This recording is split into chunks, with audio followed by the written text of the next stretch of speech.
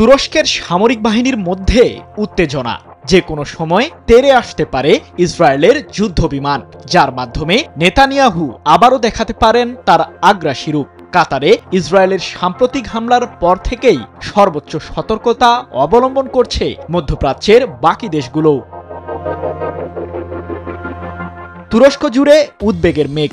দেশটির সামরিক কর্মকর্তাদের বৈঠকে উঠে এসেছে ইসরায়েলের সম্ভাব্য পরবর্তী হামলার বিষয়টি, যার টার্গেট হতে চলেছে আঙ্কারা।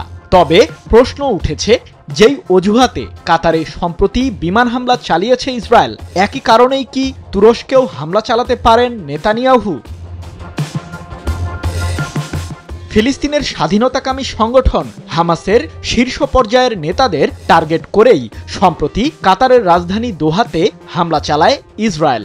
মূলত হামাসের শীর্ষ নেতা খলিল আল হায়াকে হত্যার ষড়যন্ত্র করেছিলেন ইসরায়েলের প্রধানমন্ত্রী বেনিয়ামিন নেতানিয়াহু, যদিও তাতে সফল হয়নি তেল আবিব।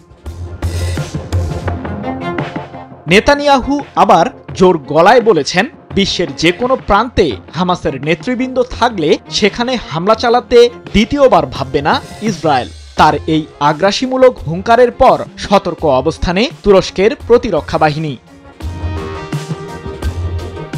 দোহার পর ইসরায়েলের সম্ভাব্য হামলার লক্ষ্য হতে পারে আঙ্কারা, এমন উদ্বেগ জানিয়ে তুরস্কের প্রতিরক্ষা মন্ত্রণালয়ের মুখপাত্র রিয়ার অ্যাডমিরাল জেকি আর্কতুক বলেন, ইসরায়েল কাতারের মতোই তার বেপরোয়া আক্রমণ আরও প্রসারিত করবে, যার মাধ্যমে নেতানিয়াহু তার নিজের দেশসহ পুরো মধ্যপ্রাচ্যকে হুমকির মুখে টেনে আনবে। 14 সেপ্টেম্বর এক প্রতিবেদনে বিষয়টি নিশ্চিত করেছে মধ্যপ্রাচ্য ভিত্তিক সংবাদ মাধ্যম মেহের নিউজ এজেন্সি।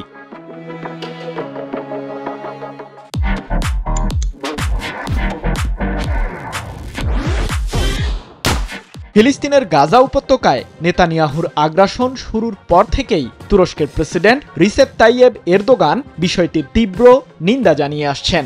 এমনকি নেতানিয়াহুর বিরুদ্ধে গণহত্যা চালানোরও অভিযোগ এনেছেন এরদোগান।